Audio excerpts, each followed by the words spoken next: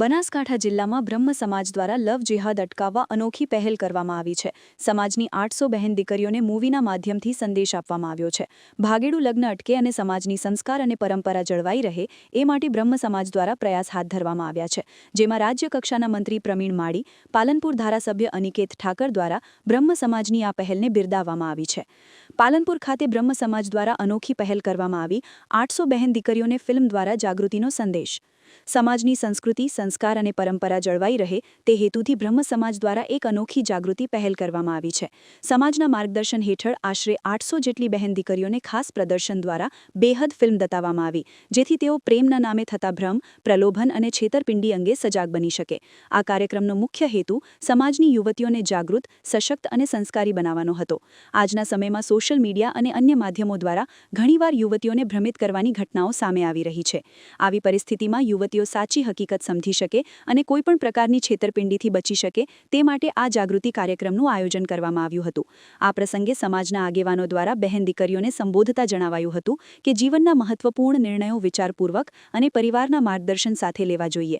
પ્રેમના નામે થતા કોઈપણ પ્રકારના ભ્રમ કે દબાણથી દૂર રહી પોતાની ઓળખ, સંસ્કૃતિ અને પરિવારના મૂલ્યોને જાળવવા માટે જાગૃત રહેવું ખૂબ જ જરૂરી છે. કાર્યક્રમ દરમિયાન સમાજના વડીલો અને આગેવાનો દ્વારા જણાવાયું હતું કે સમાજની બહેન દીકરીઓ શિક્ષિત, સંસ્કારી અને જાગૃત રહે એ સમાજની સામૂહિક જવાબદારી છે. આ કાર્યક્રમ માત્ર ફિલ્મ પ્રદર્શન પૂરતો સીમિત ન હતો, પરંતુ યુવતીઓને યોગ્ય માર્ગદર્શન અને જાગૃતિ આપવાનો એક પ્રયાસ હતો. આ કાર્યક્રમનો વિચાર નિવૃત્ત ચીફ ઓફિસર રમેશભાઈ જોશીને આવેલ, જે બાદ સમાજના યુવાનો એકત્ર થઈ સમગ્ર કાર્યક્રમનું આયોજન કર્યું હતું. કાર્યક્રમના મુખ્ય દાતા રમેશભાઈ જોશી અને સ્નેહલભાઈ મહેતા હતા.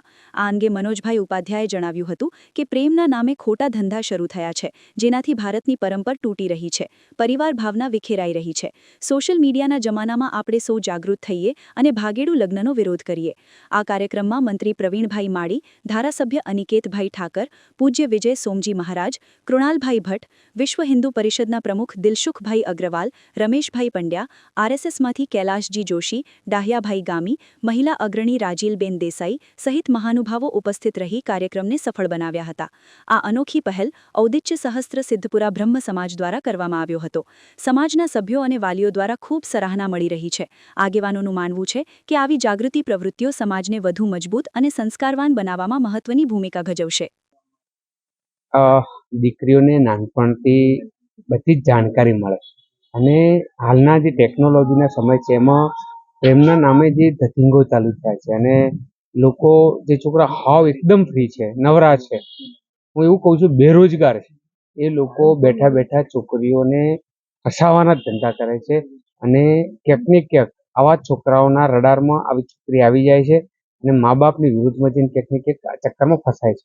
તો દીકરીઓને સાચું શિક્ષણ મળે, ફિલ્મના માધ્યમથી દીકરીઓ સમજે કે પ્રેમ એટલે શું, પ્રેમની સાચી વ્યાખ્યા શું, ભારતની જે પરંપરાઓ છે, ભારતની સંસ્કૃતિ છે, એ પરંપરાઓ સાથે જીવન જીવવું એ સાથેની સમજ મળે માટે બ્રહ્મ સમાજ દ્વારા આખું ઔદિત્ય સહસ્ત્ર સિદ્ધપુરા બ્રહ્મ સમાજ દ્વારા આયોજન કરવામાં આવ્યું હતું અને લગભગ 800 બહેનો આમ પિક્ચર દીકરી બહેનો નિહાળ્યું હતું.